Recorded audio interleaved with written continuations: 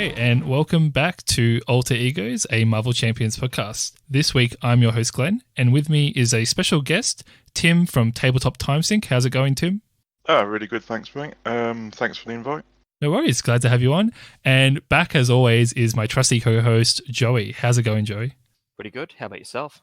I'm good, thank you. I've had a very busy week, but it's worked out quite well, and we're very close to the Rise of Red Skull, so there's lots of Marvel Champions to be had. Yeah, so this week we're going to be doing a Hulk Hero Pack review, and we thought it'd be great to have a special guest as part of that process.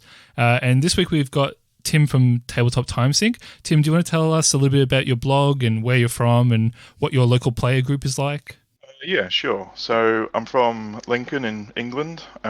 We have quite a few local players. My website is tabletoptimesinks.com, where I basically do gameplay journals and the occasional bit of commentary.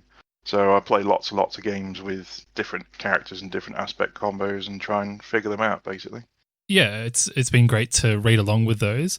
And do you find that there's a different sort of meta in the UK? Like, I know, like sometimes with some of the other games, like different pockets of the player base have different ways to play the game. Do you have like a favorite scenario that your play group likes to play into, or a favorite hero combination? I think a lot of my sort of people I play with are very susceptible to sort of flavor of the month, so they'll just try whatever's new. But I would say Captain America and Doctor Strange, obviously, two most popular, probably because they're the most powerful as well. Right, and just out of interest, does your local player group use the precons very often, or do a lot of you enjoy the custom deck building side of this game? Definitely the custom deck building side of things. I don't think many people use the precons at all, to be honest. Yeah, it's always interesting. Here in Melbourne, we haven't gathered together now. I've said this last week as well, that we haven't gathered for about 5 months. So I'm not really sure what a precon in a multiplayer context is anymore, because it's just been me at home. Yeah, same goes here. Not other than my housemate, it's pretty much just solo games at the moment. Yeah. Yep. And Joey, I know before we get started on the Hulk Hero Pack, I know you've been playing the Avengers game. How do you feel about the fact that it's coming out at the same time that Rise of Red Skull is launching? Well, I paid for 3 days of early access, so I get at least 3 days where I can play it. So it sounds like it's just been challenging to be a Marvel fan at the time. It's too much good content coming out. Yeah. Well, let's just jump straight into the Hulk Hero Pack review. It's probably going to be a bit of a long one, but why don't we just dive in with some general impressions? I guess we'll start with you, Tim.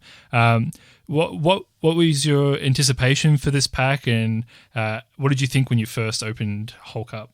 I was very much looking forward to this pack, not just for Hulk because I like Hulk as a character, but for all the good aggression cards that are in the pack. My initial impressions with Hulk are he's a bit lacking, to be honest. I think he's another one of the ones that suffers from having poor hand size in hero mode, basically. Yeah. And Joey, what about yourself? Were you do you share that sentiment, or was there anything else that was grabbing you about this pack? Well, this is the first pack where I didn't know every single card in the pack before I actually had it in my hands. I was quite excited to see Brawn. That was one of the 4 cards that wasn't spoiled at all. And the aggression cards overall were pretty good, but as was mentioned before, Hulk's hand size. I actually think it's not just his hand size; it's the mix of his hand size, his resources, and his inability to thwart have all coalesce to make a just awkward character to play in general, which is a bit of a shame from my perspective. Do you think that extends beyond solo play, or like is it for both people that want to play in multiplayer and solo, or is that really more of a solo player issue? I think it's actually it still applies to multiplayer, but in multiplayer you don't feel it as much because the other player is picking up your slack. I think it is actually an issue, just a fundamental issue with this character overall. I think if you're playing multiplayer, he'll feel better, but you would also feel better if you chose another character. I guess I come down on that maybe this hero just isn't for me. Like maybe what I'm wanting from this card game, an experience, ultimately Hulk isn't going to provide that. whereas the aspect cards, I guess, to me, felt like that's the sort of thing that I wanted from the design team, especially in regards to aggression, and really enjoyed what those cards have kind of brought to that aspect more widely than I guess some of the bruises, so to speak, in the game so far. Yeah, Tim, you talked about the hand size. How did you feel when you're playing him? Like, is it really noticeable that when you're drawing 5 and 4 and others aren't drawing as much?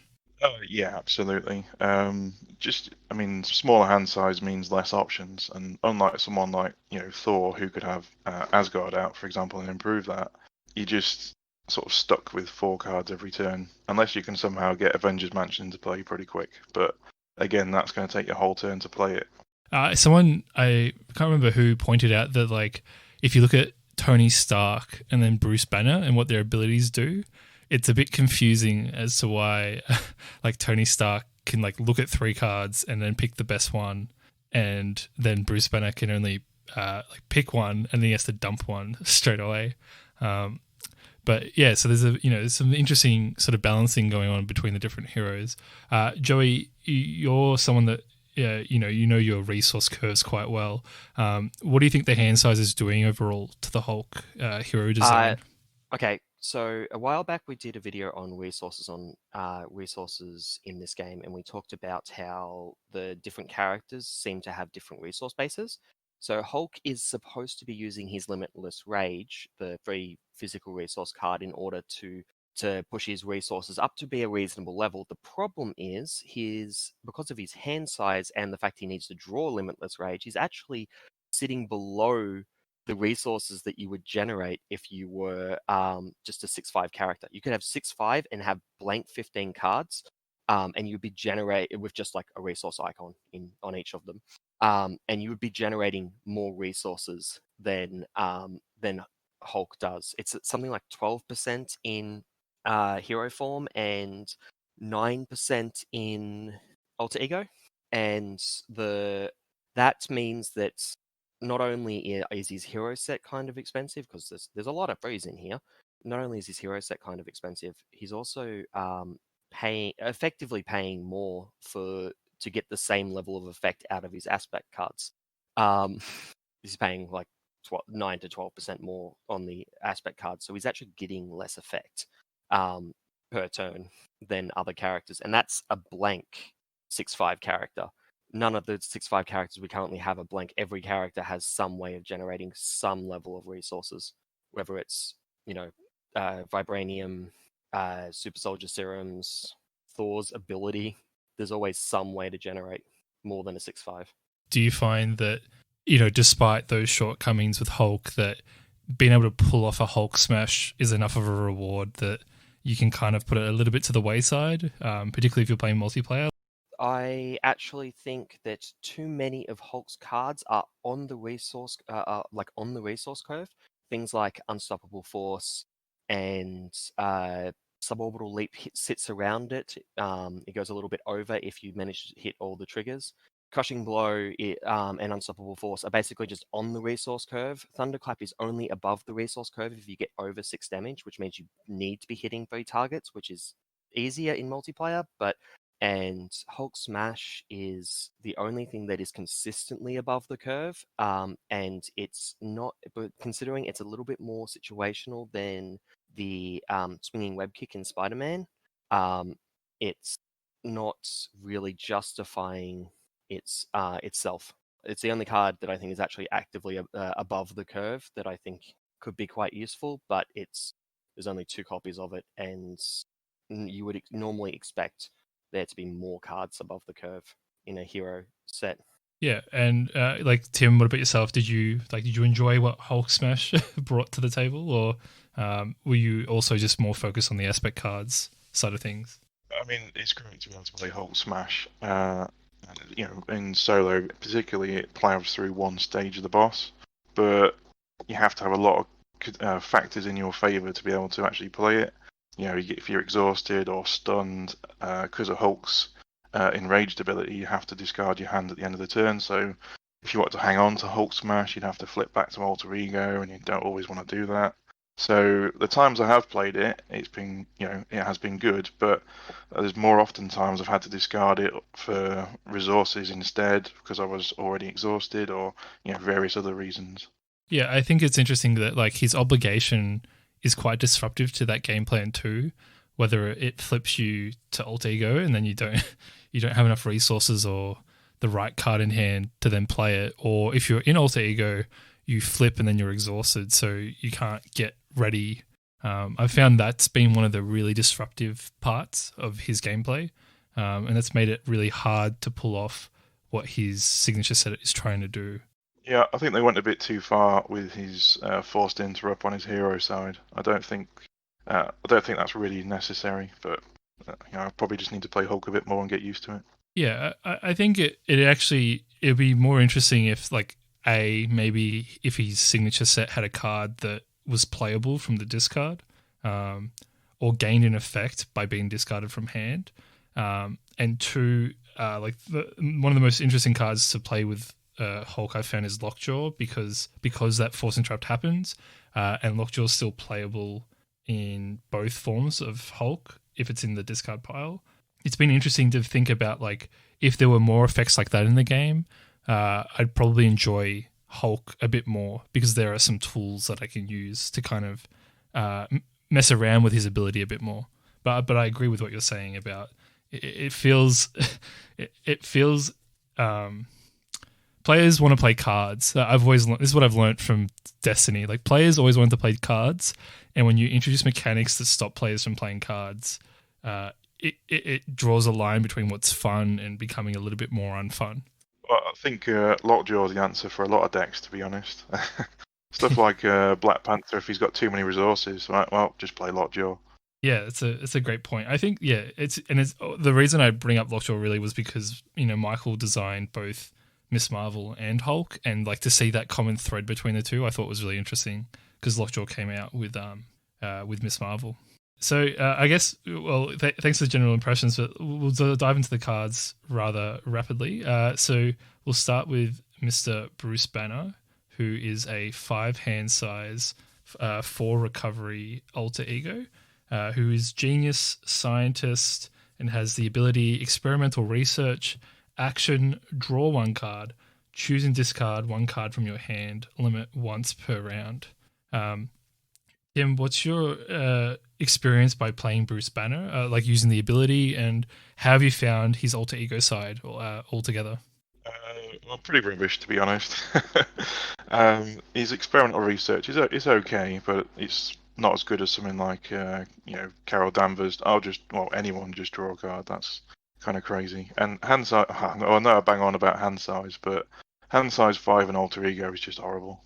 It does impact a few things, like the mulligan becomes a little bit less consistent, and you don't get to see your deck as fast as other heroes. There's a lot of drawbacks to a smaller hand size, and his ability kind of lets you see the 6th card each turn or the 5th card each turn if you flip from hero back.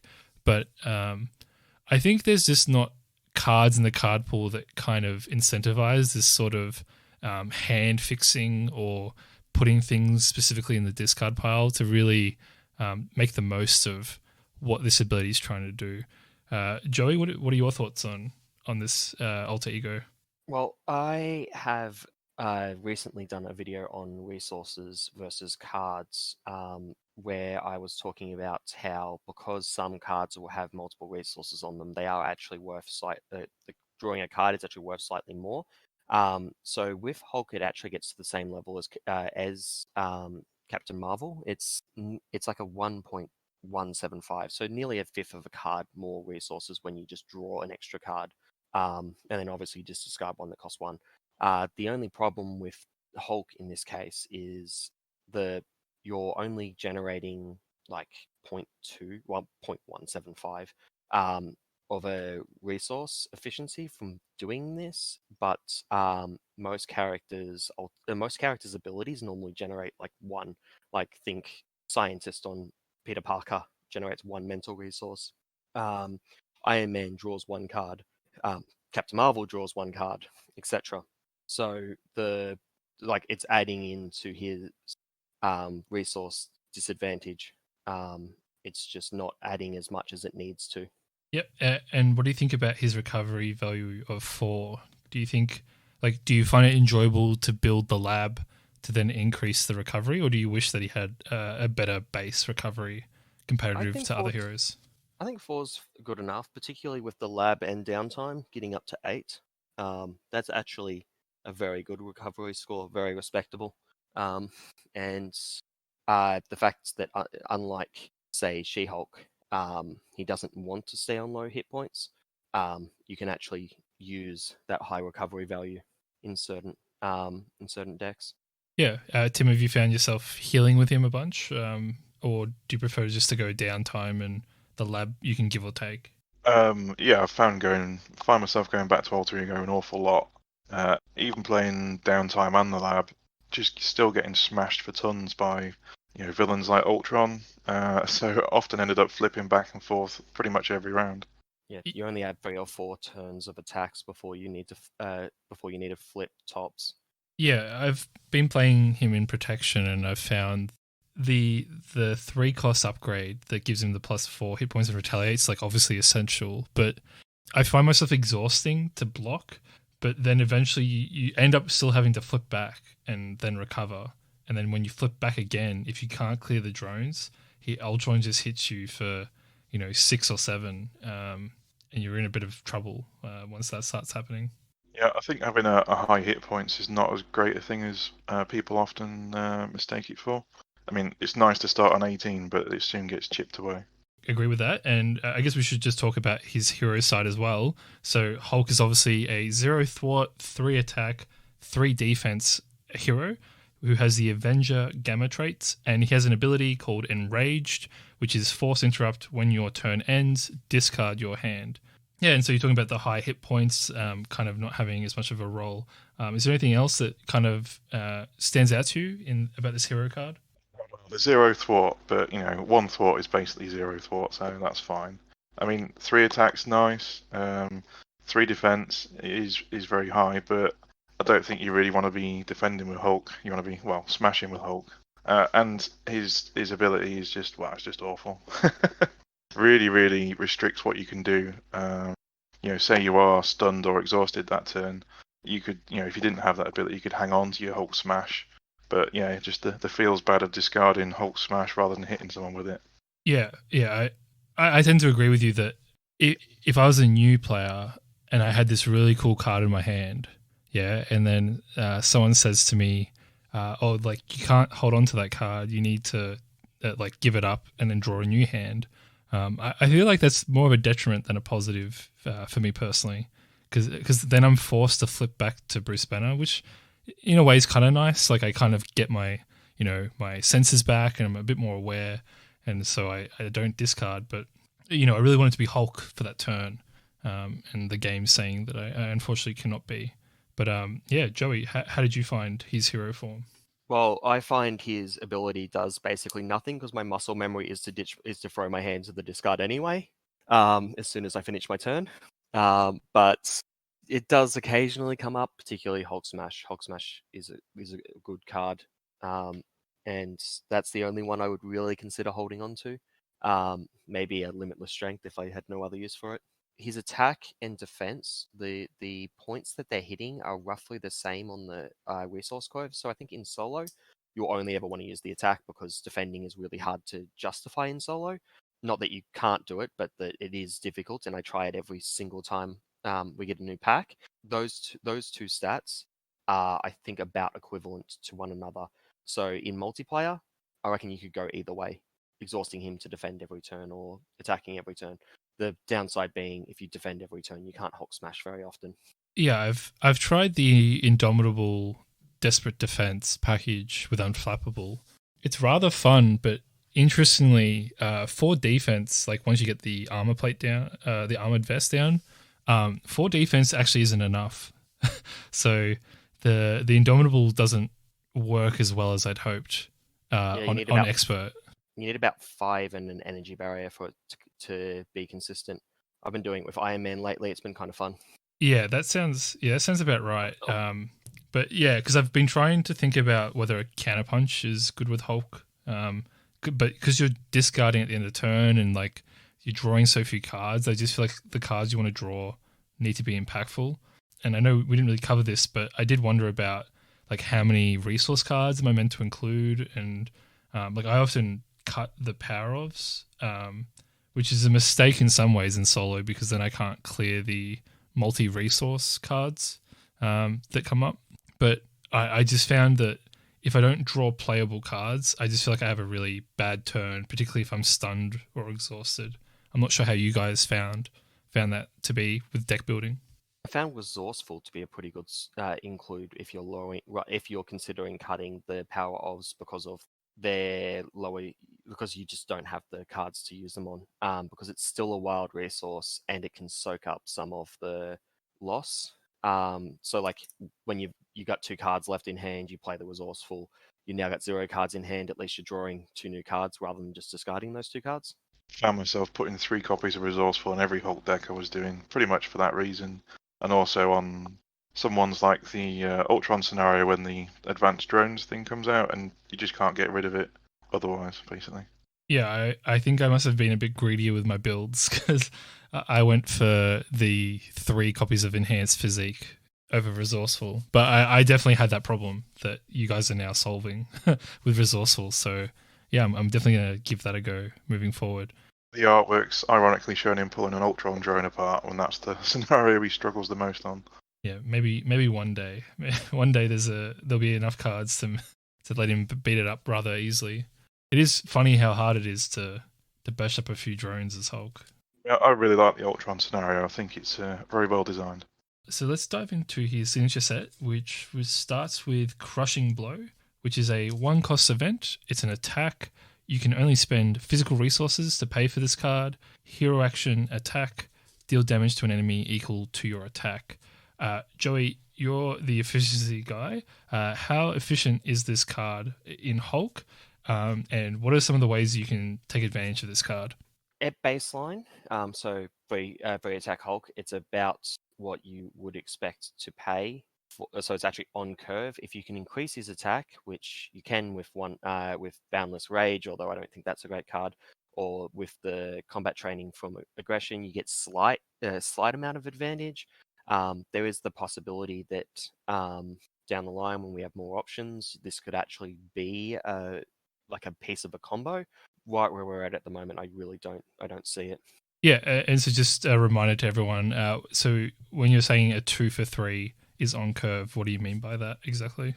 Yeah, so it's a 1-cost card, and the card itself was spent from your hand. So we're spending 2 cards from hand to do 3 damage, and that's roughly where I would consider like an average card to fall. Average aspect card. So an aggression card, because aggression is the damage aspect, would fall around this point. Okay. Yep, that's great. And Tim, have you found any special uses for this, or how do you feel? Like, what do you feel about this card? I'd much rather be playing one of the more sort of flashier 3-cost ones, but I found myself often using this when I've been exhausted. So it's like, well, I may as well do some damage. Yeah, I've found that there's a use for it there.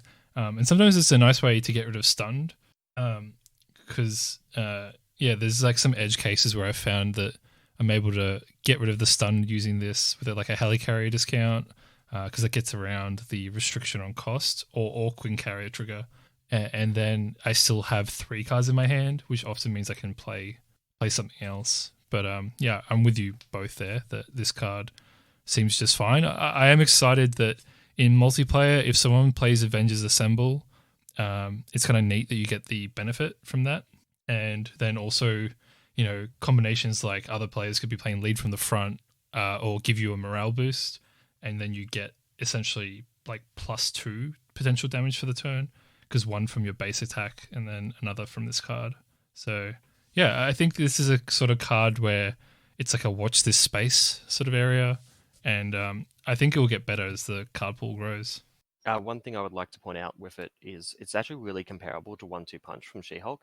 The difference being we actually have combo pieces for 1-2 Punch in the form of Skilled Strike and Mean Swing, whereas we don't really have them Like nothing, we don't really have them for crushing blow yet. Yeah, that's a really good point. And I guess the other edge case is that if Hulk is stunned, you can still exhaust Hulk, remove the stun, then play this. Whereas Yeah, but She-Hulk can't clear the stun and then 1-2 punch. yeah, but the flip side of that is that She-Hulk 1-2 punch is not her best card in her set. Is not like her significantly best card. Whereas Hulk loses the ability to Hulk smash him when he's stunned or exhausted, which is the only really good card in his set. That's a good point. don't really have anything to say back to that. Well, speaking of Hulk Smash, the card we've been hyping up, it's a 3-cost event that's a superpower, and it has the text Hero Interrupt. When you make a basic attack, you get +10 attack for that attack. If you paid for this card using only physical resources, that card gains Overkill. Tim, what's been the most memorable way that you've Hulk smashed, and have you ever pulled off the legendary double Hulk smash in a turn? No, I've never done a double Hulk smash. But I mean, one's normally enough, isn't it? Let's be honest. It's good, just good. You can smash through a guard minion and still, significantly damage the villain. Because the overkill's pretty easy to get, especially if you just got the, the limitless strength one, because it just pays for it in one go. I think this is the card that everyone talked about the most when they saw the sort of previews of Hulk, and I think it's the card everyone wants to play. Yeah, Joey, do you have any further thoughts on Hulk Smash? I think this is his best card, like easily his best card. It's very efficient for what it does. It's a little bit situational. I kind of wish there was at least 3 copies. Honestly, I kind of wish there was more like 6. Yeah, and how important is the kicker for overkill for you guys? Like when you're considering deck building, like is this card a reason to focus entirely on physical, or can you give or take the overkill? Yeah, it depends on your ability to clear minions. He actually struggles with minions, unlike every single other of the 3 attack characters, the ones with high damage. And because of that, if you're having issues, if your aspect is not able to assist you with dealing with minions, so currently that would be protection and justice, and even protection is getting better. You kind of need to go more in the physical realm to be able to hit that guard minion and do the damage for it. Yep, and yeah, Tim, what were your thoughts on this? It's all to do with guard minions, really. I know playing against Claw the first few times with sort of fresh out the pack almost. Armored guards are a right pain. Just so annoying. Per fan guard. So you do need to be able to pay the with all physical resources and get the overkill if you got a lot of guard minions in a scenario. Yeah, again, it feels like maybe it's even better just in multiplayer where you can like target the minion that needs to be removed. Someone else can remove the tough token prior to your turn, and you can just go through and clear it. Because like Armored Guard in solo is is like Hulk's arch nemesis. I feel because if you draw the Hulk smash on the turn that comes out, you're not gonna have a good time because you can't clear the tough. Yeah, it definitely feels like a big waste when you draw a Hulk smash and an armored guard facing you off. Yeah, so that's some of his damage cards. He also has a card titled Suborbital Leap, which is a 3-cost superpower thwart, which is a hero action thwart. Remove 3 threat from a scheme, 5 threat instead if you paid for this card using only physical resources. So Tim, the question that everyone has about this card is how is Hulk thwarting by jumping away? I don't think we'll ever know, to be honest. Yeah, what are your thoughts about the card's ability? I think it's pretty mediocre, to be honest, even if you can hit the kicker effect. I think it's just begging to be called suboptimal leap, to be honest. Suborbital leap is actually like with the kicker, it's actually a pretty good card. Besides the fact you have to hit 3 kickers, we'll just ignore that for a moment.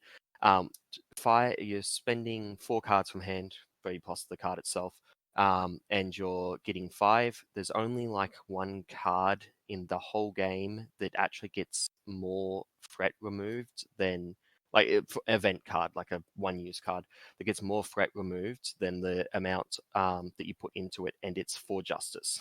And that's only with a kicker as well. It's too little for what he needs, but that's part of his downside. I think this card in another character would actually be pretty good, but just in Hulk, it's too little for what he needs. Yeah, I guess like if you come at it from a solo perspective, it can feel like it's not enough. And then in multiplayer, often you'd hope that someone else is doing the thwarting, and so this is sort of like an emergency backup, I would presume. I like that it's in his set because it gives him some flexibility. It's just not a card I'm as interested in playing with Hulk because that's not what I want to do by playing Hulk, I guess is how I'd put it. I think the card has its place. I just wish that instead, something that I think may have helped Hulk, even though it is a bit different, is that if he did have a signature ally, he might have had a way to have enough thwart between the two events in a signature ally. I think the next one is it's the spoiler for that we had way back when, Thunderclap, the 3-cost event, superpower, hero action, choose up to 3 different enemies, deal 3 damage to each of them. It's basically Melee 2.0, exclusive to Hulk. Joey, what are your thoughts? Have they changed since we did our spoiler cast on this card? I don't remember what I said on the spoiler cast. For this one, my thoughts are you basically need to be hitting 3 enemies for to be a hero, to be justifying it as a hero card. Like it's pretty good at 2. Kill off an armored guard, deal some damage to Claw. That's exactly what you would have done with Melee. Can feel that way, and I guess I've even used this card to clear like the 1 health Ultron drones, just so that I cleared the drones from the board. I've been quite desperate, and this card has come in handy in those situations. Tim, what's been your experience with this card? I quite like Thunderclap, to be honest. One little thing, it's not an attack as well, so you can sort of pick off a guard minion as well as the villain. But yeah, like you said, I've even used it in the Ultron scenario to clear away drones, and it kind of feels like you're wasting damage, but you're still knocking out 3 minions in one go for 3 resources, so it's not too bad. You're always going to waste that damage too, because Hulk has like no way to deal less than 3 damage. Yeah. I guess the strategy with Ultron was that I used the retaliate. I never swung at the drones unless I had Hulk smash, but I've not beaten it yet, so I might be doing it wrong, and I need to think about my value trades a bit better. Yeah, I think Thunderclap's actually a good card for his set. I like the idea that he has area of effect, and it gets around stun and exhaust. So, but as we've said, like having all of these really expensive 3-cost cards without a stronger resource engine just makes it a bit tricky to really pull it off all the time. The next card on the Hulk pack list is Unstoppable Force, which is a hero action, ready Hulk. If you paid for this card using only physical resources, draw 1 card. What are your impressions and thoughts about this one, Tim? Do you enjoy resetting and then still having 1 card in hand, or sometimes 2 cards, depending on if you get the kicker? I think if you can get the kicker, it's nice, but just being able to ready Hulk, I think is a good effect. So many scenarios where I've ended up getting exhausted from encounter cards or the boost effects on them. I've actually considered putting Tenacity into decks to go along with it. So, I mean, I think this is an okay card. If you can somehow play this and you've got Hulk Smash in hand as well, then that feels pretty good. Yeah, and Joey, how do you feel this fits in within the efficiency of a ready effect? Ready effects are only as good as the best stat that you have, so it's basically just crushing blow numbers 3 and 4 most of the time. You wouldn't play it without the kicker. It's too expensive for what it is. But with the kicker, it's just way too similar to the crushing blow in terms of effect. Like effect on the board. Obviously, the effects are different, but the effect on the board is basically the same. Yeah, it sort of has like some edge case into like exhaustion or his obligation, but like you said, functionally, it's doing rather similar things. Yeah, exhaustion into recover is like the one case. First, you've got to talk about his resource engine that Joey absolutely loves. Limitless strength, resource card, spend this card only in hero form, and it has 3 physical icons. So Joey, do you want to just talk a little bit about Hulk's sort of resource curve and what this card's doing doing for his signature set and his deck building opportunities? Yeah. So this is actually putting him. It's actually pretty good because it's like Captain Marvel. It's putting him at a higher resource per card in his deck. And it's putting it the exact same point that Captain Marvel is. The problem is Captain Marvel gets by having a lot of cycling effects.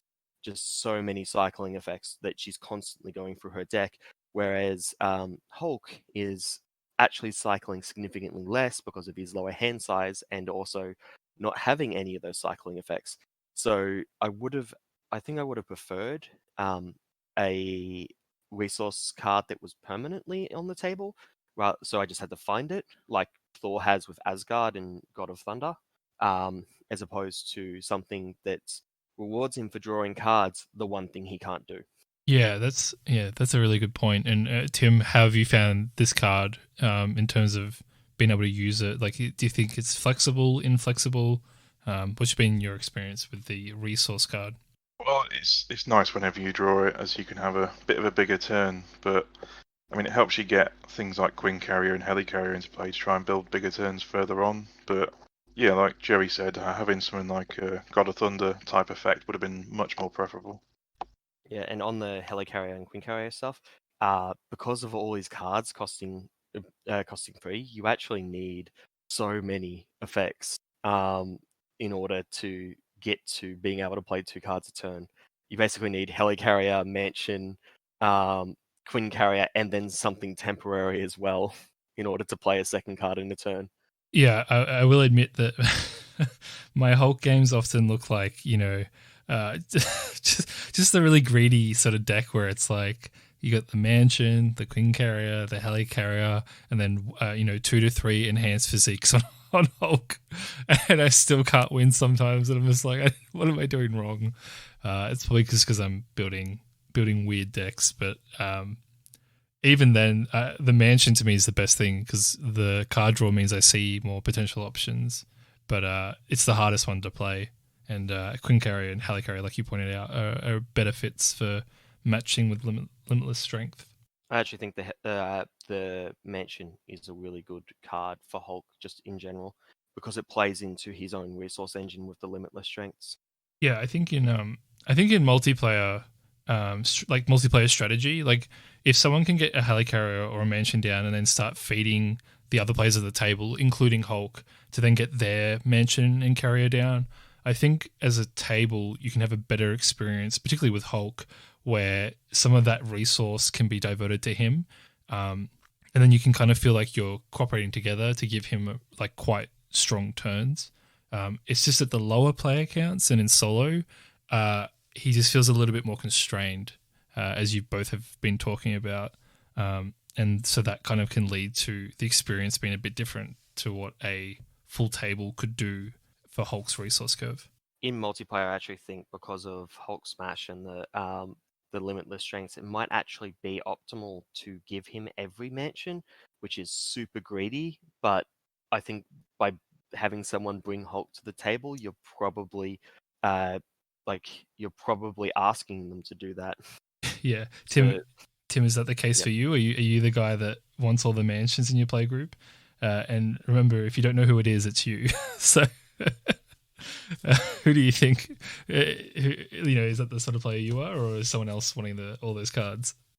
My multiplayer games typically are 2 players, and I've found I normally end up sharing quite reasonably, like the Helicarriers and Avengers Mansions, but yeah, it'd feel bad using Hulk and saying, "Oh, could I use your Helicarrier?" or "Can I use your Avengers Mansion?" every time. So I don't know. I think a character should be reasonably self-sufficient. Yeah, I tend to agree with that. You don't want to be looking at the Captain Marvel player every turn. They flip the alter ego, with the puppy dog eyes, being like, "Please make my turn viable, please."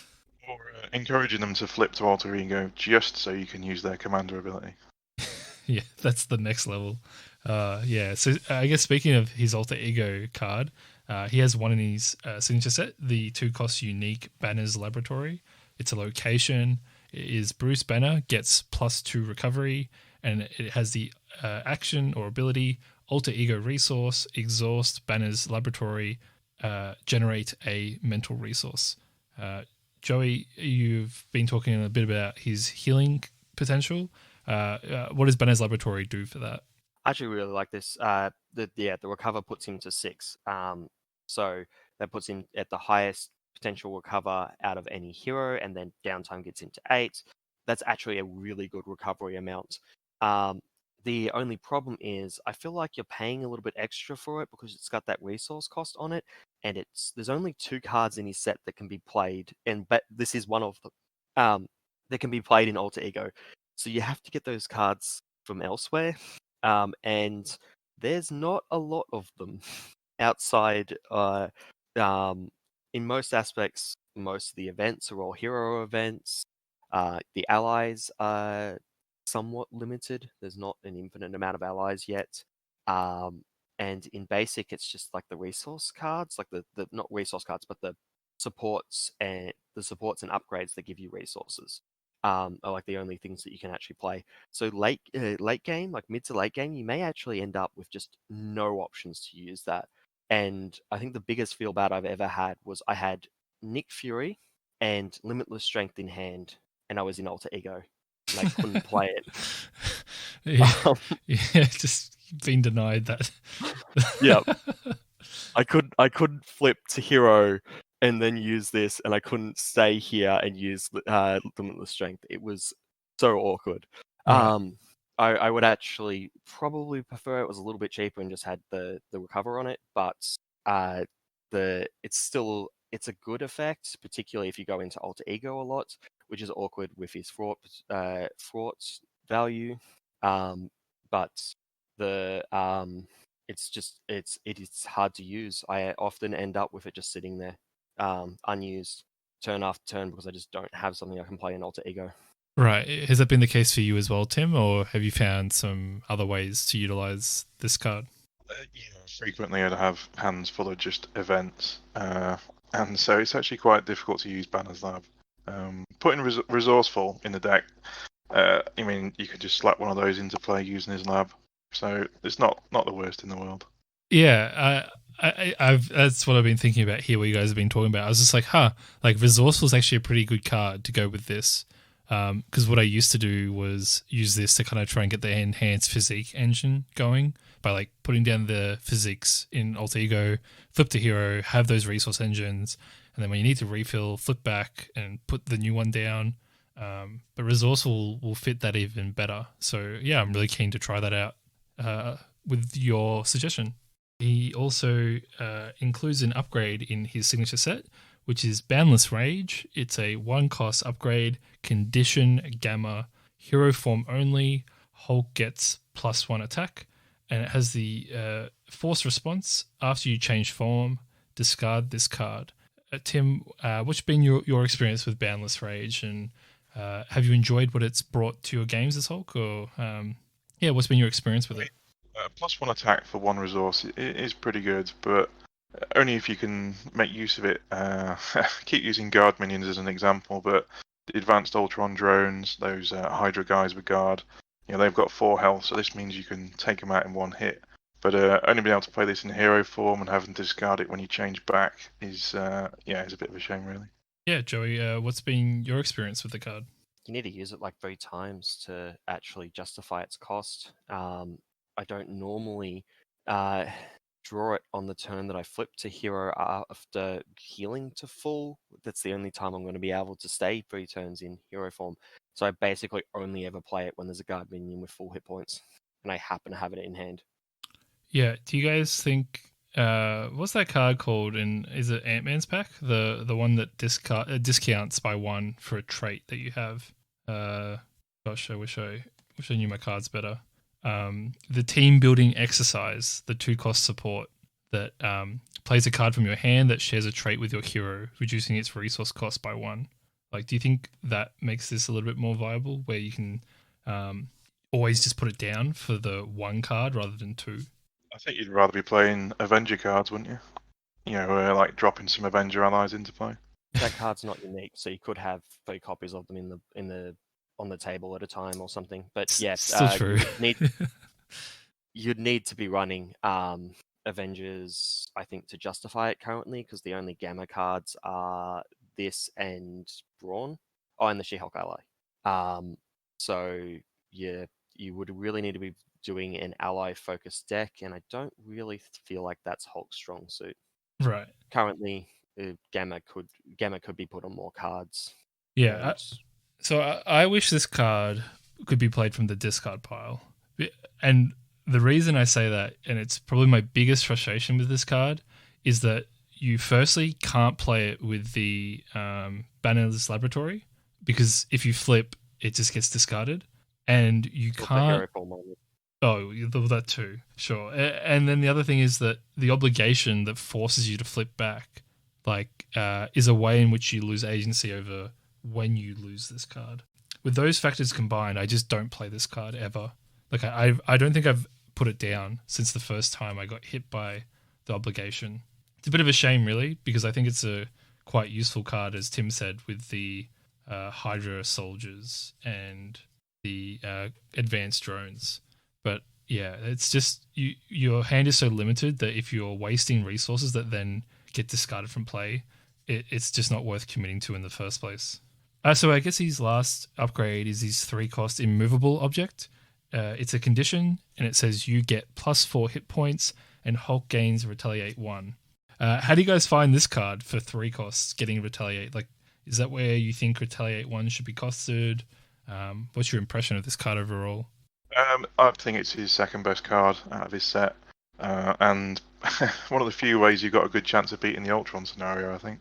+4 hit points. I mean, the hit points are not really a big deal, to be honest. Although it puts you up to 22 or 25 if you're playing endurance. But the Retaliate 1 pings off tough statuses, gets rid of drones. It just makes him really good. Yeah, and Joey, how have you found this card? I would actually agree with Tim on this one. It's actually very. I reckon it's quite clearly his second best card. You definitely feel the difference. The Retaliate 1, and the hit points don't matter. It's just that Retaliate 1. Yeah, I certainly mulligan for this card every time I play Hulk. I basically trash my entire hand to try and find this card if I can. Not much success, but against Ultron, it's like the only way I've found I can make it to stage 3 and have a shot at completing the scenario. So yeah, definitely think it's a really enjoyable card, and I think, or at least I'm hoping, that Retaliate remains a relevant keyword as the game moves forward. It's because it's definitely fun to gain as a hero. So that's it for all the Hulk cards. Was there any final impressions about his overall set or hero suite that you guys wanted to add? Everything's expensive, basically, and with a character that has small hand size, that's not really great, to be honest. But playing Hulk Smash though with the kicker is very good fun. So sometimes that makes up for it. Joey, you got any final words, or you've said all you wanted to say on Hulk? I think I've been down enough on Hulk so far. Okay. We'll just Yeah. leave him be. Okay. Yeah, I think I'm with Tim that I actually find it an enjoyable puzzle to solve, because it feels like a real challenge to kind of make it all work to get the victory, particularly against Ultron and somewhat Claw. So I've enjoyed what that part of is brought. I'm a bit concerned that it may not function as well for solo at the moment, because we're in lockdown, and I really hope that the multiplayer experience people are getting is more akin to what Tim's saying, where you get players that are newer to the game and they're playing Hulk Smash and they're really just enjoying that element of what's going on with his signature cards. So yeah, that's a wrap on Hulk's signature set. He came with a few extra aspect cards, and the first of which was Brawn. Joey, you hadn't seen Brawn before, so why don't you just talk a little bit about him? I'll start off by saying he's a 3-cost ally. He's 1 thwart, 1 attack, champion Gamma, 5 health, and has the response: after Brawn attacks, remove 1 threat from a scheme, and he has the mental resource. Joey, yeah, you hadn't seen this before. What was your initial impressions of this ally? I was so glad to see this ally. Aggression's thwarting problems are a big issue with being able to play aggression with certain characters that I want to play aggression with, particularly She-Hulk, Spider-Man, Thor, and now Hulk, although I would still prefer to play any of the others. It's so much threat removal.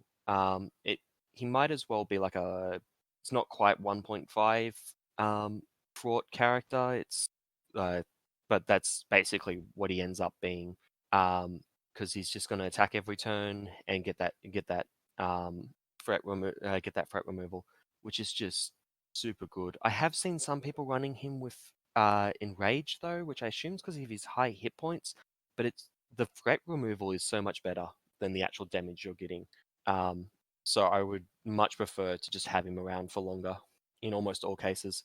Yeah, and Tim, how did you find this ally? Have you found any particular decks that you wanted to add this ally to? I agree with Jerry pretty much on everything with Braun. He's fantastic. Definitely helps out aggressions, thwarting problems.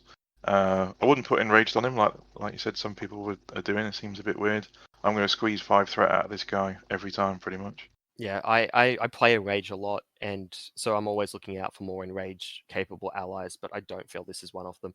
Pack came with 2 other allies. The first of which is Sentry, who's a 4-cost ally, 2 thwart, 3 attack, both with 1 consequential damage each, 5 health as well, with the Avenger trait, and he has the Force response. After Sentry enters play under your control, deal yourself 1 encounter card. Tim, have you found Sentry as an ally? And again, who have you been including this with in your decks? I found him to be very, very good. The downside of having an extra encounter card, not really too much of a problem. But 3 attack takes out a lot of the the guard minions, like armored guard, stuff like that. But 2 thwart as well is definitely helps out a lot of the aggression characters with that have 1 thwart sort of built in. Despite how much I criticised Thor, Thor's actually one of my favourite characters, and the fact Sentry's got an energy resource as well, and that helps a little bit. But you'd rather play him pretty much every time. Yeah, and Joey, what's been your experience with this ally? Is this an ally we can play Enrage with? This is not an ally you can play Enrage with. Not easily, just because his stats are so good. They're actually his 2 stats, the very attack, very fraught, are basically on par with one another. You can choose whatever, and it just makes him more versatile, and he's actually very good. Just I was playing an aggression deck, and I actually forgot to put him in. And I went back over, looking over the list much later down the line when I was disassembling it, and I actually thought I had accidentally lost my Sentry card, and I was so distraught. But I found him just in the aggression section, which was much better than actually losing this card and having to try to get another Hulk pack, because I don't want to pay for Hulk again. I can send you a spare one if you lose it. Don't worry.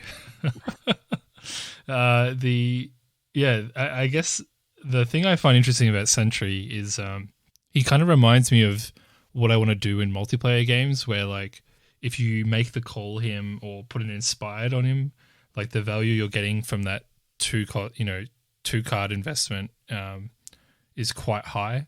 So you're gaining an additional 5 for 2. I kind of like that makes leadership just that a little bit more interesting, where an inspired can have a lot of value to contribute to the board. It doesn't have to always be just about the allies you can play in that aspect. I think Spider-Woman's going to have a lot of fun with leadership plus the fantastic allies from other aspects. Yeah, and I guess we should have mentioned that because he's got the Avenger trait, the tower can discount him by 1. So, he has a lot of good inherent synergy in the current card pool, which I think is quite an enjoyable experience. Yeah, there's also Quinn Carrier and the upcoming team building exercise that was mentioned earlier. They're all going to be things that will combo well with Sentry. Yeah. I guess we should just talk about the last ally in the pack, which is She-Hulk. It's a 4-cost ally, 2 thwart with 2 consequential damage, 1 attack with 1 consequential damage, and a star ability. And she's an Avenger Gamma with 4 health. Her star ability for her attack is that She-Hulk gets +1 attack for each damage token here. How do you guys feel about introducing an ally that has potential for combo play?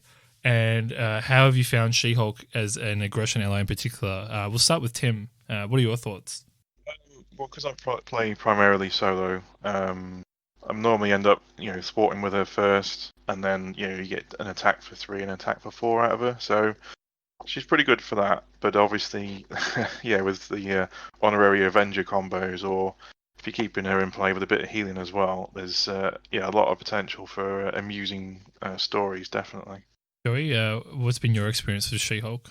My experience is I keep playing She-Hulk, the character, in aggression, so I don't get to play this card. But yeah, there is some that fraught and then attack or fraught attack block seems pretty good. The honorary Avenger combo in multiplayer gets kind of silly at times, although it does take everyone working towards it. Um, in solo, I think you could still pull it off. It's lesser effect, but also they're like, does it really matter when you're already hitting for, like, if you put all three honorary Avengers on her, you can get her up to, what's that, 7 hit points, which means that last attack is like 8, and the one before that was 7. It's a lot of damage over time.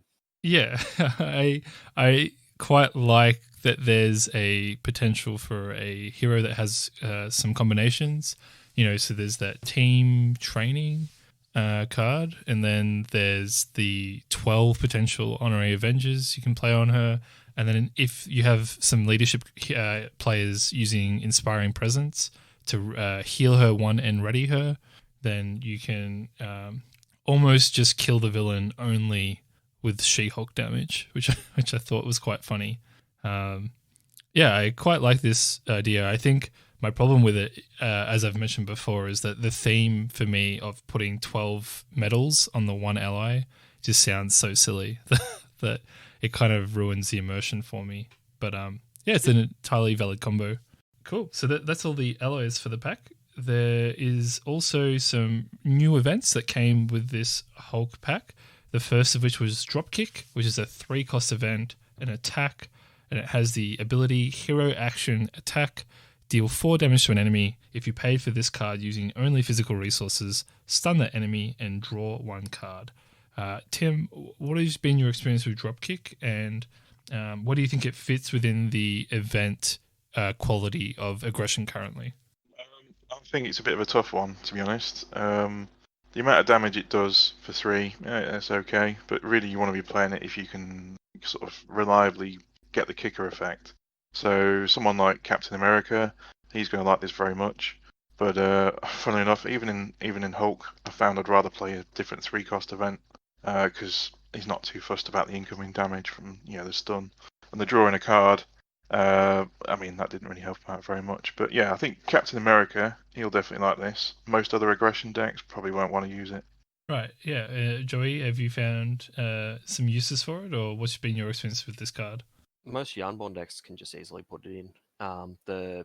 You're already generally fairly high on physical on the fist resource, and you only ever want to play it with the kicker. I think it's just a bad uppercut without the kicker, but the being able to stun and get a little bit of a discount is pretty good. I would generally put that in most aggression builds that I build at the moment because I have a tendency to focus on Yarnborn style aggression decks.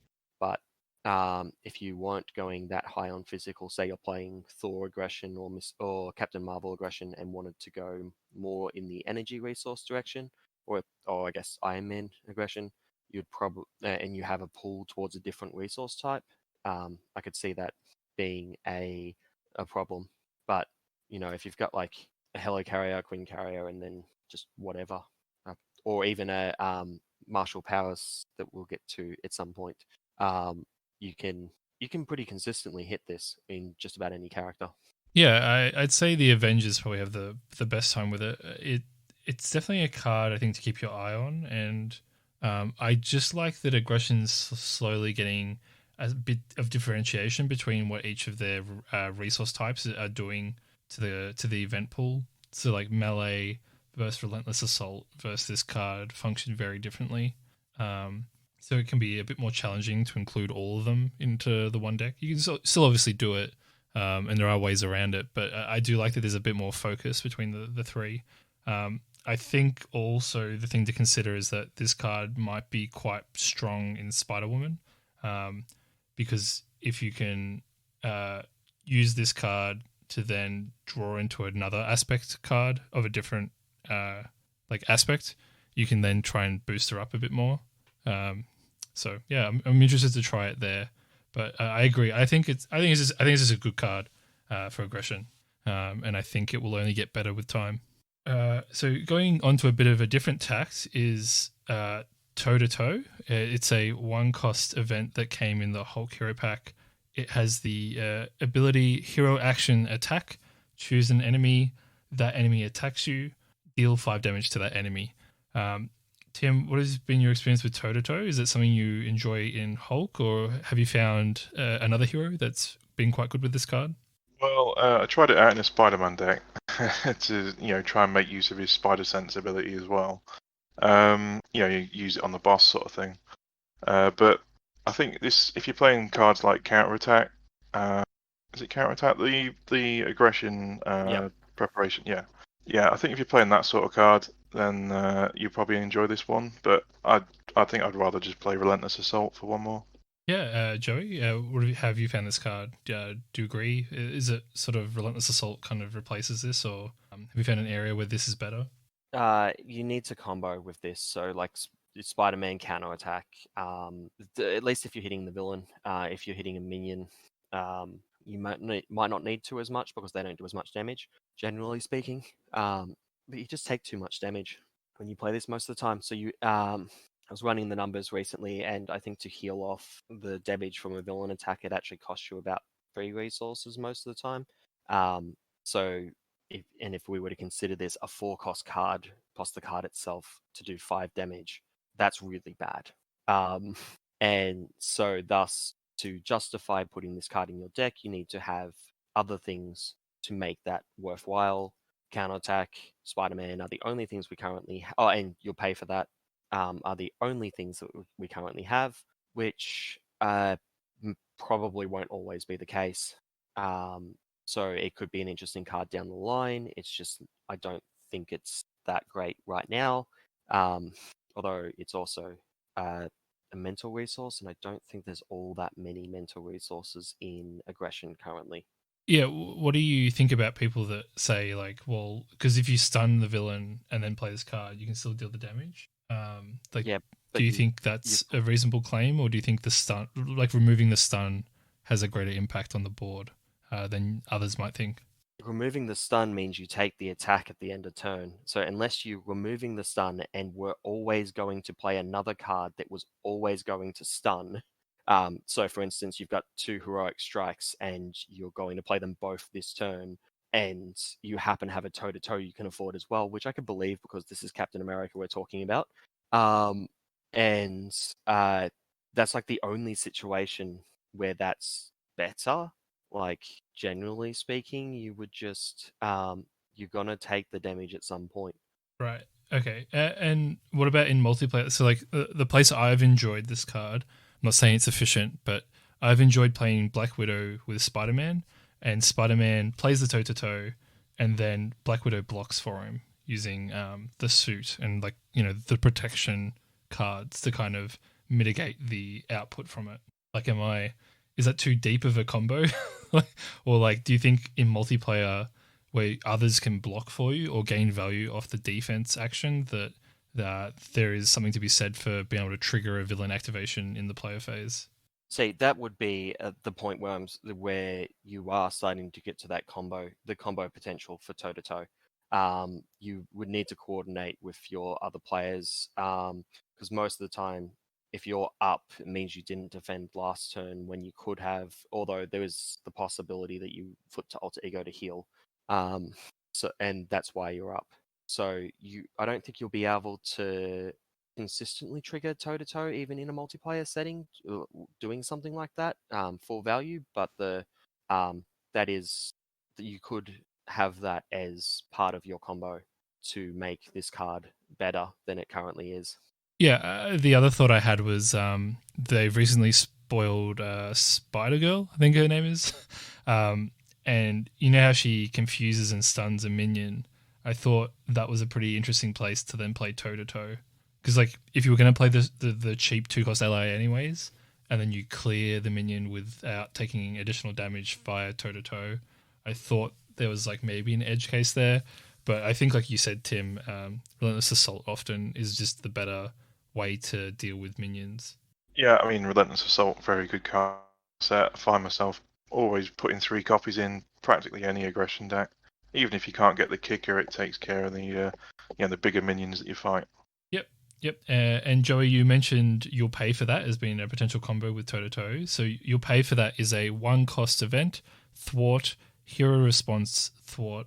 After the villain attacks you, remove 1 threat from a scheme for each damage you took from that attack to a maximum of 5. It's got the energy resource, so it can work in Thor rather well. But Joey, have you found a space for this? And is it worth playing in heroes like Hulk and She-Hulk? She-Hulk, no, because I generally speaking end up low hit points and trying to stay at low hit points, which means I don't have HP to take damage as.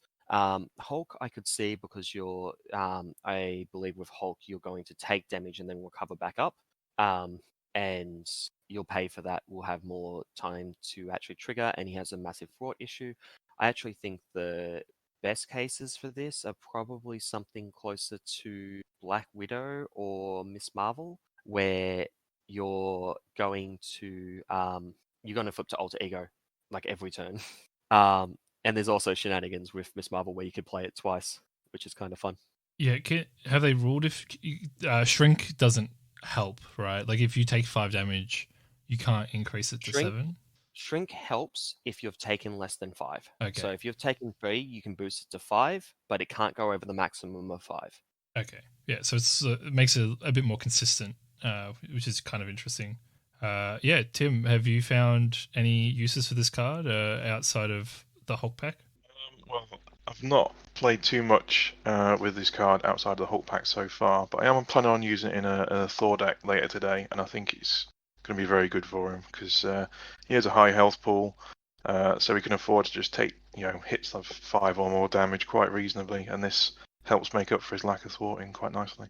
Yeah, it's interesting because you kind of like, I could be wrong here, but you often don't want to play this on like in an Iron Man deck, for instance, like because your thwart potential is often good enough. But it was like a place where I was like, oh, energy resources.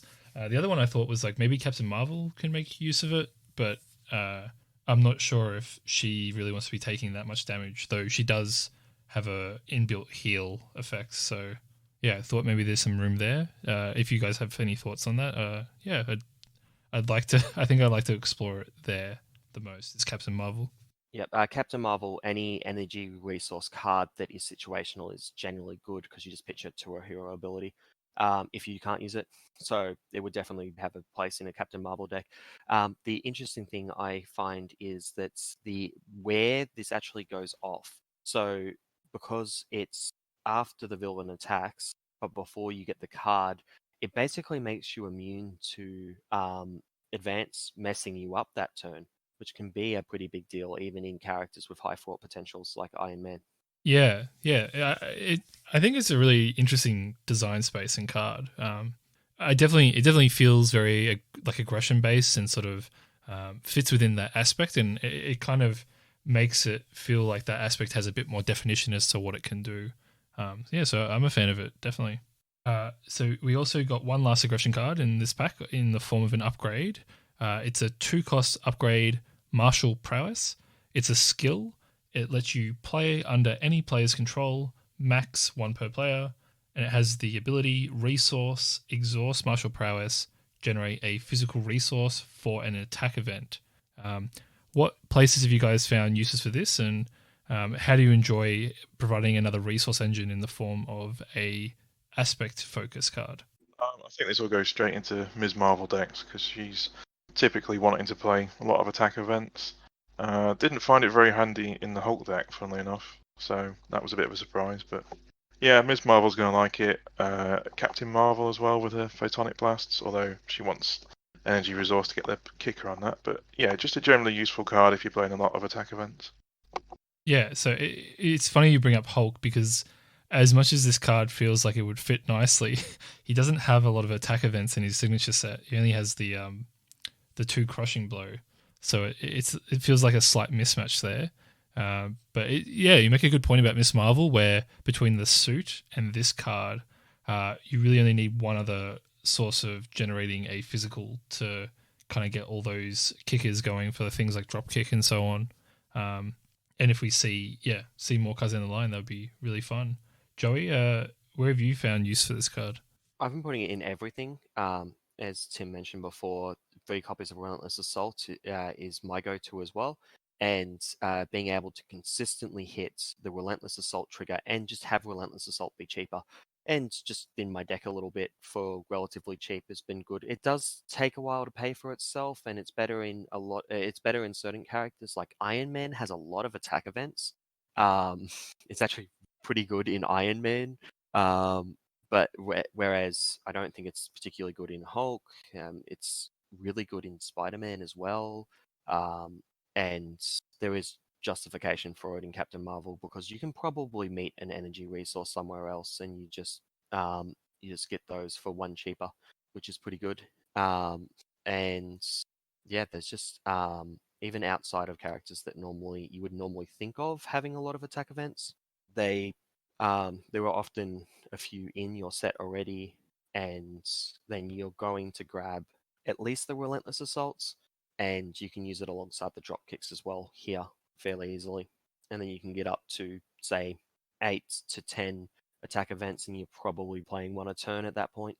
Yeah, so I mean, some of the things I like about it is that if you're playing aggression and you're not playing Captain America, like let's say you're Thor and you're playing this for some reason, you can give it to Captain America if you wanted. So you could have one for yourself, give it to Captain America. Like you can pass these around a bit more, which I quite like. I like the idea of giving resource engines to other players. The one place I think it might have even higher utility is in a Spider-Woman deck, where rather than running Helicarrier and Queen Carrier as like basic slots that are quite limited in terms of trying to find a optimal 40 card deck, you can run this card, and as long as you're focused a little bit more on attacks within the 2 aspects that you pick, I think it could have a lot of mileage there that otherwise you wouldn't get. So that's it for all the aspect cards in the Hulk pack. There's one basic card in his pre-con as well, which is the card To the Rescue, which is a 2-cost basic thwart event. And it has the hero action thwart, remove 2 threat from a scheme, and it's got the physical resource. Joey, what are your thoughts on getting a basic thwart card that seems kind of equivalent to Haymaker? I think this should have been a core set card. The fact that the high thwart characters always had access to a damage option, but the high attack characters didn't always have access to a thwart character kind of irks me a little bit. Because in certain aspects, they just struggled in solo because they just didn't have any answers to thwart. And this card, it doesn't like completely fix that, but it's there as an option, similar to how Haymaker is there as an option if you need it. And you get some shenanigans like shrinking to the rescue in Miss Marvel to actually get some pretty decent value out of it. And the similar to what you can do with Haymaker and Miss Marvel as well. But and then you've got some other things with being able to remove 3 threat side schemes that start in play with characters with 1 thwart on turn 1 more consistently, which I think is a big deal. Yeah, Tim, have you found yourself wanting to slot this into any particular heroes for solo play in particular, which is where I think this card seems to have a good fit? Pretty much any character that has 0 or 1 thwart on their character card, and then Ms. Marvel as well. I mean, like Joey said, this should have been in the core set, probably instead of Emergency, because I only really see myself using that on very occasional heroic games. But yeah, I mean, To the Rescue is not great, but it's better than nothing. Yeah, I think it's just a nice option to have in the deck, in the card pool, especially early on. It is nice that we got it in the first cycle at least, I guess. But yeah, I could see it replacing Emergency rather well. Would have made Iron Man a little bit less interesting at a core only, but definitely would have showed you that they're willing to have a balance between the two, and give solo players a bit more, I guess, which because of COVID has become more of a mainstay than probably what they presumed. But yeah, I definitely think it's a positive card to have in the card pool. So Hulk came with 4 other cards in his pack. So we'll try and brisk through those now. The first of which was the new Justice card, which was Beat Cop, the hero that we all wanted for our Justice decks. So Beat Cop is a 3-cost support. Sorry, I'm just bringing up the card. It's a persona, and it has the action Exhaust Beat Cop, move 1 threat from a scheme to here. And then it has another action, Exhaust and discard Beat Cop, deal 1 damage to a minion for each threat here. Joey, how have you found Beat Cop as a card, and where have you been using it the most? And do you think the community reaction of thinking it's quite is a little bit too strong? Like, do you think that is a valid point of feedback at this stage? It's definitely a strong card. I think the big thing with it is that currently we don't have many engine cards outside of basic resource generating cards. We don't have things that give long-term effects. This is like it's actually on the high end of the curve. It takes a while to pay for itself using just that fraught over time, but it will over the course of a game. Similar to Avengers Mansion or Helicarrier will pay for itself over the course of a game, and I think it generates about the same value per turn. Obviously the secondary effects puts it over the edge a little bit, but it also doesn't scale as well with itself. So in like a 2-player game, once you've got 2 beat cops, a lot of the time the third beat cop would be just useless. It's not going to do much at all. But those first 2 were really good. And you don't have that with the other engines we have. So I don't think it's like super overpowered, but I think it is a good card, and it's just that it's a good card in a space that we don't currently have anything else. Yeah, I tend to agree with you there. And Tim, have you found any particular use for this card at the moment? Well, it was fantastic in my Hulk Justice deck that I was playing the other day. I mean, it's got a physical resource on it, but you probably don't want to discard it in the Hulk deck. I mean, the main trouble with a Hulk is obviously pitching your hand every turn, and you can't really sort of plan ahead. And having beat cops in hand means you get that steady removal of threat every turn. And on one occasion, I did use the exhaust and discard ability to take out. I think it was Radioactive Man, because he's very annoying for Hulk, getting rid of more cards. So yeah, beat cop's very good, but I don't think it's as overpowered as people think. I think it's just a good solid card. Yeah, I think it probably showed because of the percentage threat removed in solo play is different to like multiplayer. It probably feels a lot more impactful at the lower player counts.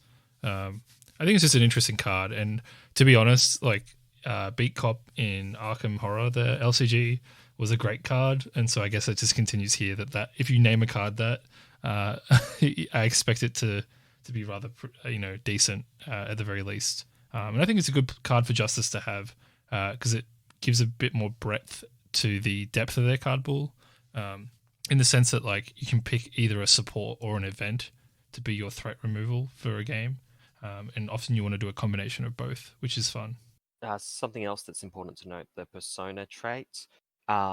To me, that basically screams. It screams like the ally trait from the Game of Thrones LCG.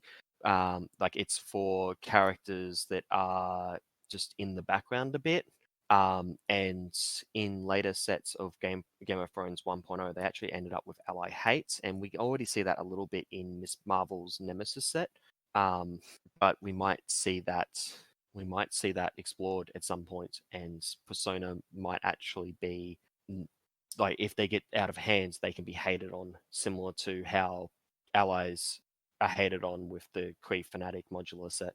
Yeah, I mean that's a good point. That the keywords can also the traits can provide some design space down the line. Yeah, I'd be curious to see if that does take place. And obviously, if someone's playing Miss Marvel, I don't know if you really need to do that edge case and think about it now, but it is a consideration of she does have a card that will. Is it blank the personas, or does it exhaust them all when it comes into play? There's exhaust. There's one that exhausts. Home by Dawn allows you to discard a persona instead of removing it from the game by exhausting.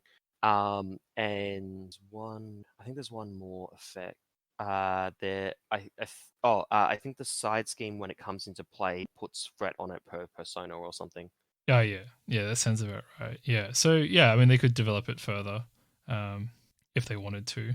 Um, yeah. Oh yeah, that's right. Yeah, there's harvest, which is when revealed, exhaust each persona support in play, and then for each support exhausted this way, the villain heals 1 damage. Yeah. So I mean, there's some consideration for it, and maybe moving forward they expand on that. Yeah, I think it's a good card all round, and I'm glad we got that in this pack. I guess the next card to talk about would be Inspiring Presence, which is a 1 cost event for leadership. And sorry, I lost my spot, so I'm just gonna pause for a sec. Yeah, so yeah, B Cop's a great card, and the leadership also got an interesting card this set, which is a 1 cost event called Inspiring Presence. It has the text: play only if your identity has the Avenger trait, hero action, heal 1 damage from an ally, and ready it. So yeah, some more ally support in the sense of healing and a ready effect. Where have you found this useful, Tim? And have you inspired anyone in particular to make use of this card? If I'm honest, I haven't actually used this card yet because I'm trying to. Well, I find leadership quite boring to play at the moment because it's in solo at least a bit too good. But I would think this will be a very good card for ones like if you're playing good quality allies, so stuff like Vision or the recently spoiled Goliath maybe. Although if you're using his +4 attack thingy, it takes 2 consequential damage. So I'm not sure about that. But yeah, the better allies you're playing, excuse me, especially if you're playing stuff like Inspired on allies, or if you're playing things that like lead from the front to make them just generally, better stats, it's going to be good. But I typically play ally spam leadership and, expend my allies like ammunition, so they don't hang around long. Yeah, I guess it goes against sort of what chump blocking is doing, but I definitely feel like there was the spoiled Captain Marvel signature ally from Spider Woman's set, and I thought that card was rather good for her because if you heal her and then use her again, you draw a card again. So this card costs 0, and it because it healed her, it essentially just allows you to draw another card, and only costs you 1 resource for that cost, which I thought was interesting. Oh yeah, this is going to be absolutely bonkers in Spider Woman. Although to be honest, I think Spider Woman's going to be a very strong character. Full stop. Yeah, Joey, has there been any allies from I guess the earlier cycle that you've wanted to use this with? No one in particular, but this is basically the card that is it Get Ready wishes it was. Um, so yeah, that's it. Just seems to be good with basically any ally with a half decent stat line, which in leadership most of them have a half decent stat line, because it's just increasing their value. And unlike teamwork, it doesn't require you to also be good with that stat. Yeah, that's a good point. And it's also a mental resource, so it's a bit different to Get Ready, which is physical, and Teamwork, which is energy from memory.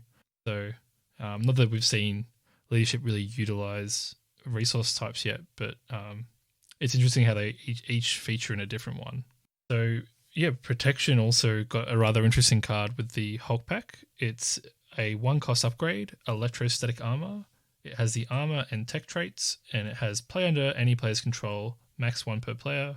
Response: after you defend against an attack, deal 1 damage to the attacking character, and it's an energy resource. Joey, where have you found this card useful?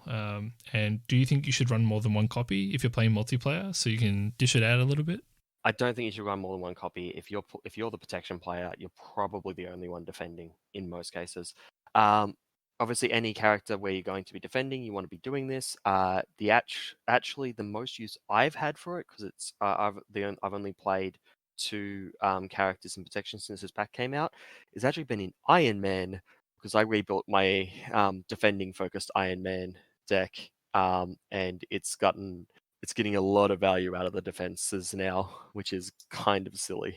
I'm getting a damage a card because I am triggering unflappable consistently, and just preventing all damage as well. It's really silly. But at least this doesn't have any additional requirements for. It's a relatively low effect. It's like a pseudo retaliate, effectively. But if you're playing a character like Spider-Man where you're defending all the time, throw one of these down on the table, and all of a sudden you're dealing a damage when you defend. It's just additional value. Yeah, it feels like it could have a home there quite easily. I thought maybe Groot might be able to use it quite well, given that he has like inherent ways to just block the damage with his growth counters. And then I guess more recently, Thor was an interesting one I thought about, and Captain Marvel as well with a helmet sort of shenanigan. But Iron Man sounds really interesting. I want to take a look at that deck because that sounds like a lot more fun than the standard protection Iron Man that is floating around. Tim, have you found use for this card anywhere? Unfortunately not. I don't typically play defense protection decks, and I know I get a lot of stick from the protection players for that. But I think when someone like Quicksilver comes out, because he can obviously ready himself in the villain phase, he'd probably want to play this anyway, just for a 3 point of damage. But I could see it being handy in Black Widow defense decks. Yeah, Quicksilver sounds like a wild combination there. that's almost a give me sort of thing, right? Like, yeah, because you always get the value from the phase exhaust. Yeah, it's an awesome combination. I'm looking forward to that one. Definitely. We already covered this card, but we should probably just talk about it quickly again. It's the 1-cost upgrade Resourceful, which is a skill, and it has the ability resource, discard resourceful, generate a wild resource, and it itself is also a wild resource. Tim, have you put 3 of these into a Doctor Strange deck yet? And if so, did it work? I haven't. I didn't think 2 Magic Blasts was enough to justify putting this card in Doctor Strange, even though I did recently make an entire deck with Doctor Strange and just basic cards. Yeah, that's that. I saw you build that deck, and so I wondered if you considered this card for that. I definitely considered it, but I went with Honorary Avenger as my sort of just throw-in choice at the end, just to squeeze a bit more value out of Heimdall, basically. But Resourceful in Hulk, I found it very handy. I think it's probably going to be handy in any deck where you're focused on one type of resource, because when those villain attachments come out, you're probably not going to have any way of getting rid of them, or in stuff like running interference, the ones on yourself. But in normal sort of decks with a balanced mix of resource symbols, I definitely wouldn't put this in. Yeah. It seems like more like a backup for those that have like a primary focus. Joey, outside of Hulk, have you been using this card much at all? Haven't been using it too much outside of Hulk, but I see its value regardless of what character you're playing, because you can use it for basically the same thing. If your resource curve of your deck is a little bit messed up, so that your hand doesn't often match up to how much resources you have, or if you're able to go into like a resource overflow like phase where you just have way too many resources, because in that case you probably have some extra ones on the table and you just throw down some resourcefuls and maybe you'll find use for them later when you need a kicker. I've actually mostly just been considering them as a replacement for Power of cards, because Power of cards only being able to hit a small portion of your deck are actually not they're not that high value, versus I could play this and I can just like save some resources for another turn if it comes up, or use it for the one wild if I need it. Yeah, I tend to agree with you that it's a nice sort of alternative consideration than some of the power of cards in specific decks, particularly things like the protection decks where you may not be running 2-cost cards as frequently. Yeah, it's definitely an interesting consideration, and I think it's a nice way to tie a bow in this pack and really give players an additional option for some of the decks they've been messing with.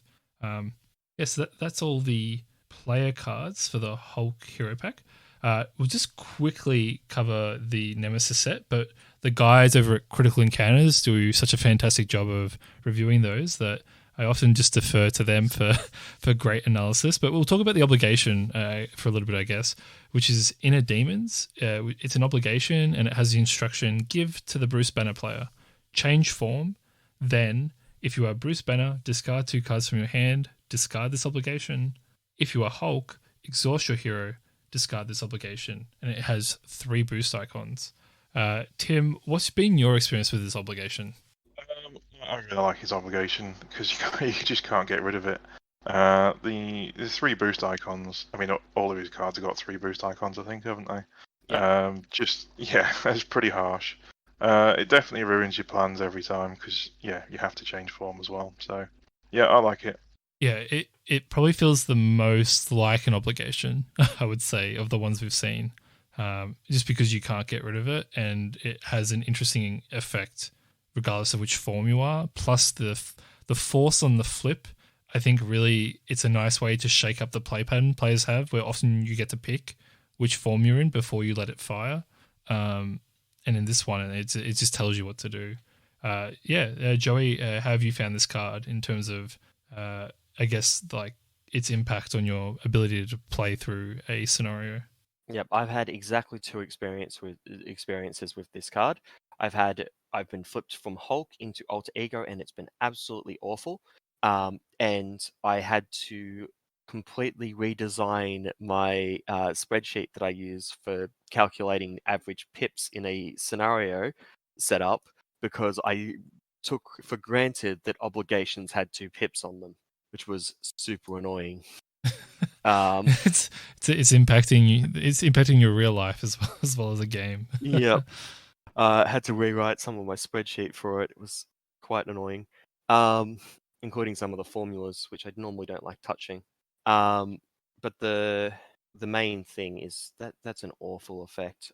I have honestly lately been considering taking the other option, the non-exhaust option, on more of the more people's obligations, so that I can just get the free flip to Alter Ego and then start my turn in Alter Ego, such as Miss Marvel, like one persona. I can ditch Bruno, that's fine. Or Black Widow, I can lose like a grappling hook to start in Alter Ego, where I can get so many more resources before flipping into hero again. Um, the so there's I've been considering that lately, and this obligation I think is what triggered that, because yes, it's awful, but then I realized that other people's obligations, the non-exhaust option, actually isn't that bad, and I could use them in a similar way. Yeah, I think this is the context of where you're at in a scenario. Like sometimes I think there is quite a lot of flexibility with which way to go. Other times I feel like I'll be in a lot of trouble if I choose the one that doesn't exhaust. That doesn't exhaust. But I quite like this this design for an obligation, and I hope they do more of things like this. I think the problem with this obligation stems from the design of Hulk as a hero and signature set a little bit more than what this card does exactly. Because exhausting Hulk or discarding cards is brutal either way, and it really impacts your game a bit more than what other obligations do. So yeah, I hope they do this sort of thing again, and maybe just with a little bit more consideration for what the hero's potential is in terms of their capacity to perform. That's most of our thoughts here on the Hulk Hero Pack. I guess as we close out this episode, do each of you just want to share one combination of cards from any of the aspects that you think might work well with Hulk, and also a hero that you'd like to pair him with as a two-handed or multiplayer sort of experience? So Joey, do you have any thoughts about this? Yeah, okay, so with Aspect and Hulk, I think currently in solo, you the only one that really works is leadership. I thought Justice would work much better than it did. Um, just leadership allows you to play strength in numbers, and strength in numbers allows you to deal with his resources, which I think are his biggest issue.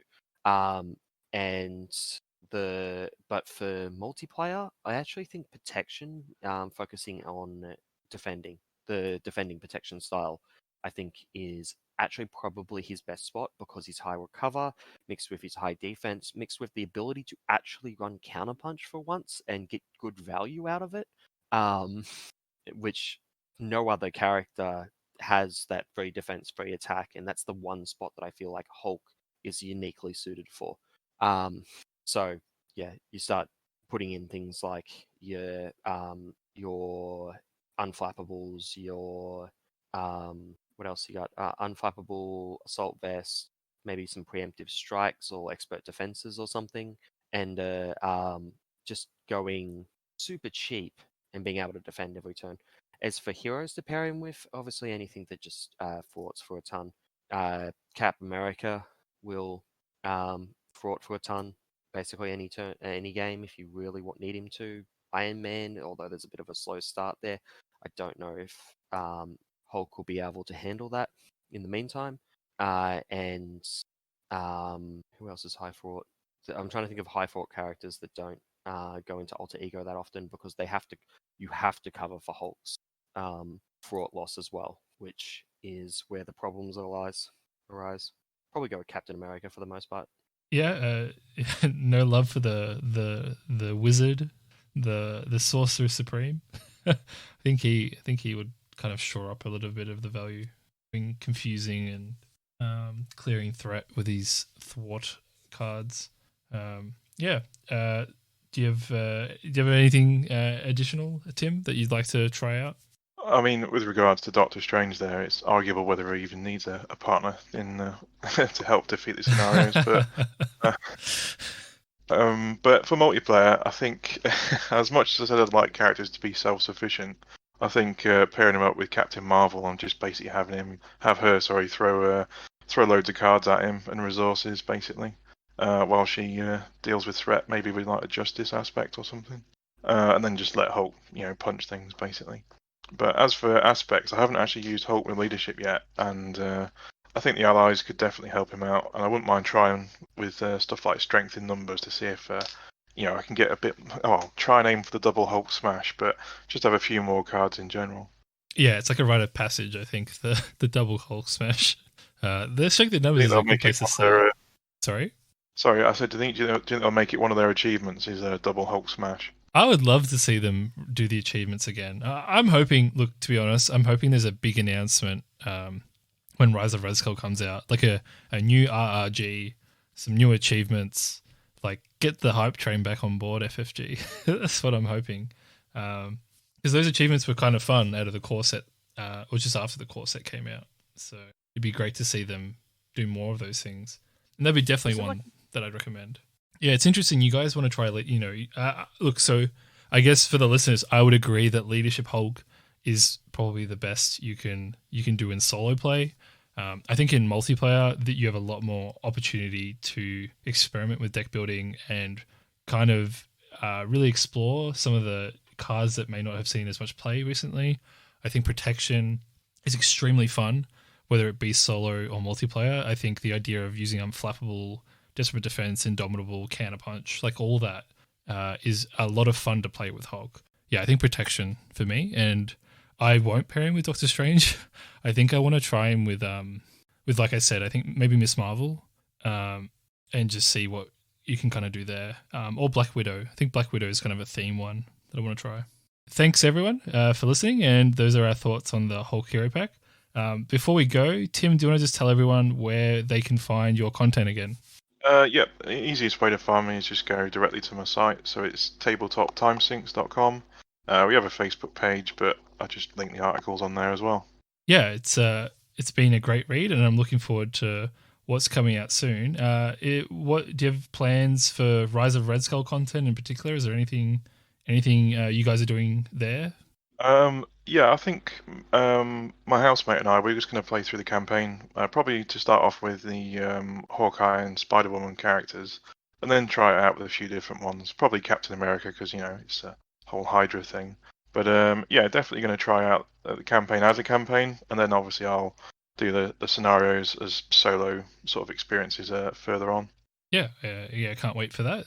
It sounds really exciting. And Joey, do you have anything planned for your YouTube channel coming up? Let's see. I've just put out a few videos on deep dives, so I don't think there's anything too much coming out. I'm probably just doing my normal weekly Thursday streams. Yep. So yeah, business as usual for you. So that's great. And we'll have a link to your YouTube channel down below as well. Well, Tim, it's been a pleasure. Thanks for joining us in in this rather lengthy but really fun sort of look at the Hulk Hero Pack in depth. Really appreciate it, and I look forward to seeing your write-ups on Hulk in the near future as well. So thanks for your time. Yeah, thanks for the invite. It was fun.